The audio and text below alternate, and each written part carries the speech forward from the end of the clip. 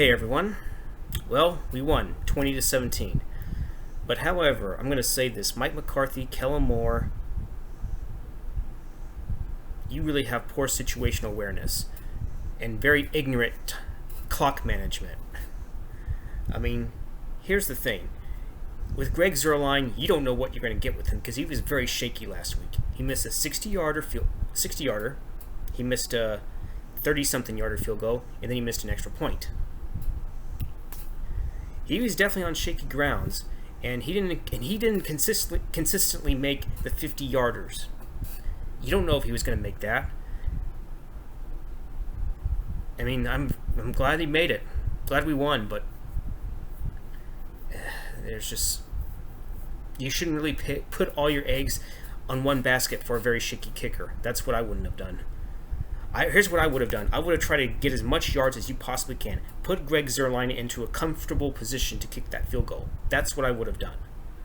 Not fucking just completely. You had one timeout. If you could have at least made another pass. It could have been short. Could have been off to the sideline type of pass. You could have done that instead. But no. I'm like, just fucking snap the ball. I know people are going to say, why are you being egged? I'm not being egged. I'm just being realistic. That's poor time management right there, guys. Come on. And Bones, I'm sorry. Why would you try to go in for the block? You pretty much denied the defense of any attempt of a punt. But I will still admit there were some bad calls. Like the whole fucking PI on Curse for that interception. Fuck you, refs. I swear, you were trying to fucking give the Chargers a fucking score. You know what? You can kiss my ass. And you should have fucking called that PI on Cooper in that second quarter. That play with the Chargers, that was pass interference, but that wasn't. Fuck you. I'm glad the fucking Cowboys overcame your bullshit calls. You fucking pathetic excuse. You don't fucking deserve to work, you ignorant pieces of shit. I'm sorry if I'm getting negative, but you know what? As a fan, I expect the best. I want the people to be on point. I don't expect Dak to have a perfect game or a great game. He did okay, but he had some of the struggles. I would have not taken those sacks. I would have at least tried to throw the ball away, because you really infuriate me on that shit, man. Throw the fucking ball away. You don't have to play hero every fucking down. You live to fight another down. So yeah. Maybe my standards are set totally high, but you know what? I don't know what to expect. And Cooper is injured. I don't know. Hopefully it's not too bad because it's just Lamb, Noah Brown, Wilson. I mean, Wilson made some decent catches, but I don't know if I would count on him to be the second receiver. He's a really great slot receiver. He might be okay in a number 2 role, but he's not Gallup. And I don't know if I would retain Gallup after this year. I would try to maybe see if you can franchise him, then trade him. I know, but I'm just thinking about it. We can get a better receiver with some serious speed and has the ability to catch the balls, because I feel like at times Michael Gallup's hands were a bit inconsistent, in my honest opinion. So I'd trade him. We can get some more picks. In fact, I would try to even trade DeMarcus Lawrence or Jalen Smith. Leighton Vander Esch actually had a decent game. It was definitely a massive improvement from last week. Jalen kind of regressed, in my honest opinion.